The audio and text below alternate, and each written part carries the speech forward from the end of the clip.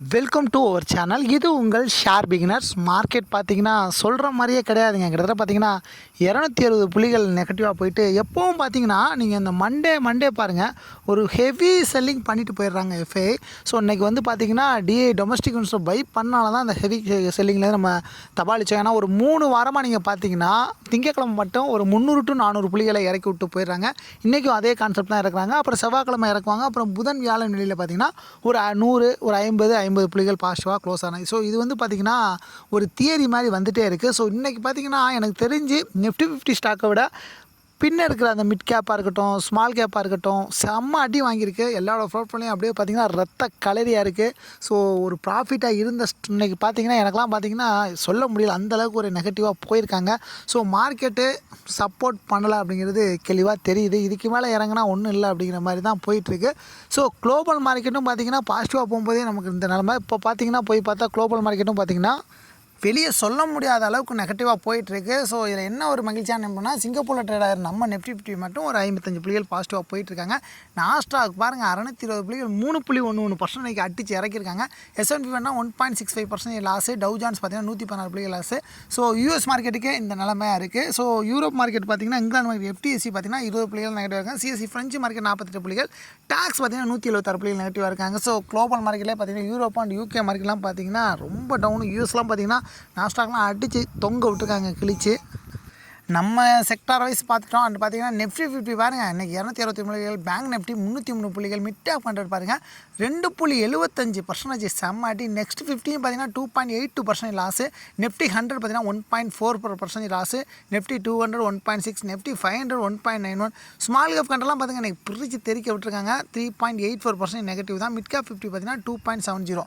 So sector வைஸும் இன்றைக்கி loss தான். மிட் கேப்பு ஸ்மால் கேப்பு எல்லா ஸ்டாக்ஸும் பார்த்திங்கன்னா அடித்து ஒரு ரத்த கலையாக இருந்துச்சு. மார்க்கெட்டே பார்க்கும்போது ஒரு கொடூரமாக இருந்தது. இவ்வளோ பெரிய நெகட்டிவில் என்ன ஒரு ஆறுதலான விஷயம் அப்படின்னு பார்த்தீங்கன்னா, இன்றைக்கி டிஐ பார்த்தீங்கன்னா எஃப்ஐயோட அதிகமாக பை பண்ணுங்கள். எஃப்ஐ பார்த்தீங்கன்னா 5015 கோடிக்கு தான் செல் பண்ணியிருக்காங்க. இருந்தாலும் டிஐ இன்றைக்கி டொமஸ்டிக் இன்வெஸ்டர் பார்த்தீங்கன்னா 6642 கோடிக்கு வாங்கி நம்ம மார்க்கெட்டை கொஞ்சம் ஓரளவுக்கு ஒரு லாஸ்ட்லேருந்து ரெக்கவரி ஆகியிருக்காங்க. ஸோ இன்றைக்கி பார்த்தீங்கன்னா எனக்கு தெரிஞ்சு 450 புள்ளிகள் 500 புள்ளிகள் நெகட்டிவாக போகணும் தான் எக்ஸ்பெக்ட் பண்ணேன். பட் எஃப்ஐ பார்த்தீங்கன்னா அந்தளவுக்கு செல் பண்ணாலும் டிஐ பார்த்தீங்கன்னா இன்றைக்கி பை பண்ணி மார்க்கெட்டை ஒரு நல்ல ஒரு மூமெண்ட்டில் தான் கொண்டு போயிருக்காங்க. ஸோ எனக்கு தெரிஞ்சு நாளைக்கும் மார்க்கெட் பார்த்தீங்கன்னா ஒரு 50 to 60 புள்ளிகள் நெகட்டிவாக போய் கொஞ்சம் பயம் காப்பான். பட் ரெக்கவரி ஆகிறதுக்கு வாய்ப்பு இருக்குது. எனக்கு தெரிஞ்சு பட்ஜெட்டுக்கு அப்புறம் நல்லா போகும் அப்படிங்கிறது தான் என்னோட தாட்டாக இருக்குது. ஃபஸ்ட்டு என்ன ஸ்டாக் பார்க்க நியூகன் சாஃப்ட்வேருங்க. 1057 ரூபாயில் ட்ரேட்டுக்கு இன்றைக்கி 10% டவுன் அடித்து ஒரு லோயர் ப்ரைஸில் இருக்காங்க.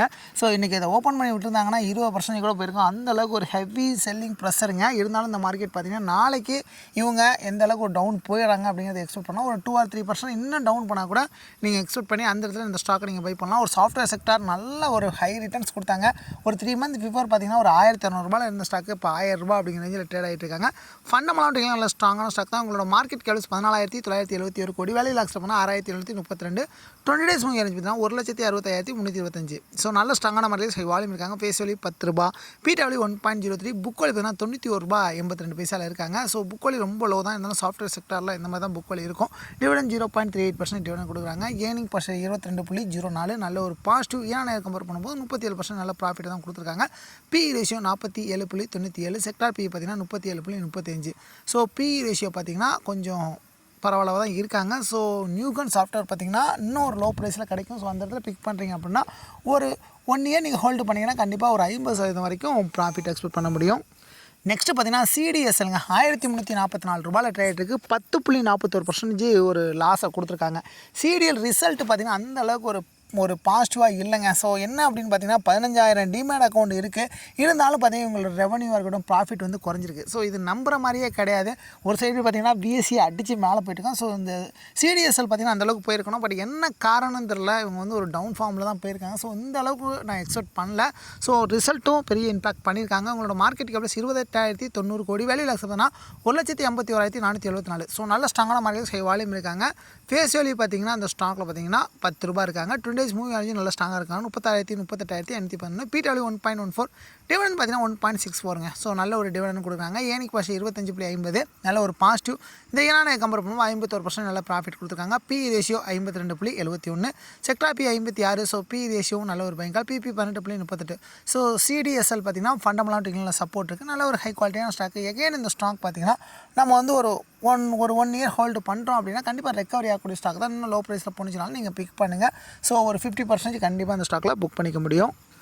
நெக்ஸ்ட் என்ன ஸ்டாக்னா லாரல் ஸ்லேபுங்க. இந்த ஸ்டாக் பார்த்தீங்கன்னா ₹534.65 இருக்குது. 11.28% எனக்கு டவுன் ஃபார்ம் தான். ஸோ லாரல் ஸ்லேப் எல்லாருக்கும் தெரியும், ஒரு பார்மா செக்டார், நல்ல ஒரு ஹை குவாலிட்டியான ஸ்டாக், ஃபண்டமெண்டல் டெக்னிக்கல் சப்போர்ட் இருக்குது. இன்றைக்கி பார்த்தீங்கன்னா மார்க்கெட் ரீச் ரொம்ப டவுன் போயிருக்காங்க.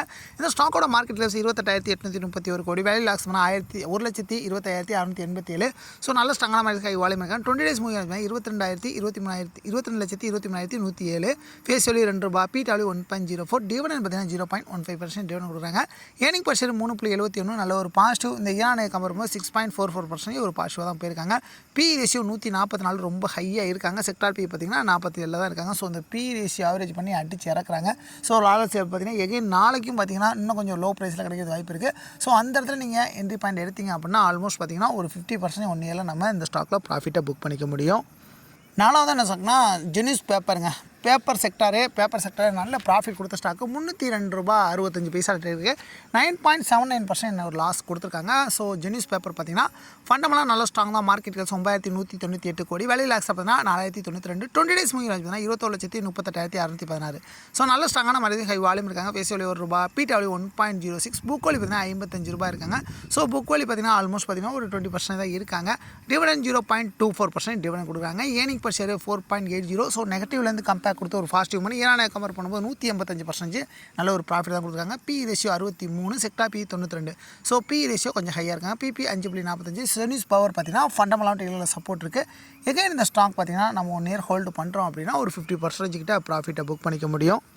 நெக்ஸ்ட் என்ன ஸ்டாக்னா ஆனந்த்ராஜ் ₹668.10 ட்ரேட் இருக்குது. 17.52% நல்ல ப்ராஃபிட் தான். ஆனந்த்ராஜ் பார்த்தீங்கன்னா ஃபண்டமெண்டல் டெக்னிக்கல் சப்போர்ட் இருக்காங்க. இன்றைக்கி பார்த்தீங்கன்னா இந்த ஸ்டாக்ஸ் பார்த்தீங்கன்னா இந்த அளவுக்கு ஒரு டவுன் ஃபார்ம் இருக்காங்க. ஒரு ரிசல்ட் இம்பாக்ட் தான். ஸோ ரிசல்ட் அந்தளவுக்கு ஒரு பாசிட்டிவ் ஆனதுனால இந்த ஸ்டாக்கையும் பிடிச்சி இன்றைக்கி அடிச்சு இறக்கியிருக்காங்க. மார்க்கெட் கேப்ஸ் 22,841 கோடி, வேல்யூ லாக்ஸ் பார்த்தீங்கன்னா 18,32,256. ஸோ நல்ல ஸ்ட்ராங்கான மார்க்கெட் வால்யூம் இருக்காங்க. ஃபேஸ் வேல்யூ ₹112 இருக்காங்க. Book value ₹111.94. ஆல்மோஸ்ட் பார்த்தீங்கன்னா ஒரு 20% புக் வேல்யூ வச்சிருக்காங்க. டிவிடெண்ட் 0.11% டிவிடெண்ட் கொடுக்குறாங்க. நெக்ஸ்ட் இந்த ஸ்டாக்கோட ஏர்னிங் பர் ஷேர் 10.14. ஈரானியர் கம்பேர் பண்ணும்போது 49.44% நல்லா பாசிட்டிவாக போயிருக்காங்க. P ratio 65, sector B 91. So P ratio கொஞ்சம் ஹையாக தான் இருக்காங்க.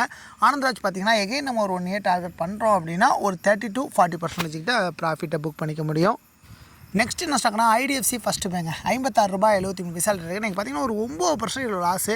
ஐடிஎஃப்சி ஃபஸ்ட் பேங்க் பார்த்தீங்கன்னா நல்ல ஸ்ட்ராங்கான ஸ்டாக்கு. ப்ரைவேட் செக்டார்லேயே நல்ல மேலே போனாங்க, ₹100 வரையும் போனாங்க. ஸோ அதுக்கப்புறம் ரிசல்ட் அந்தளவுக்கு இல்லை. ஸோ அதனால் பார்த்தீங்கன்னா நல்ல ஒரு ட்ராப்பு. ஸோ ஆல்மோஸ்ட் பார்த்தீங்கன்னா ₹56.73 ஒரு லோ ப்ரைஸில் கிடைக்கிது.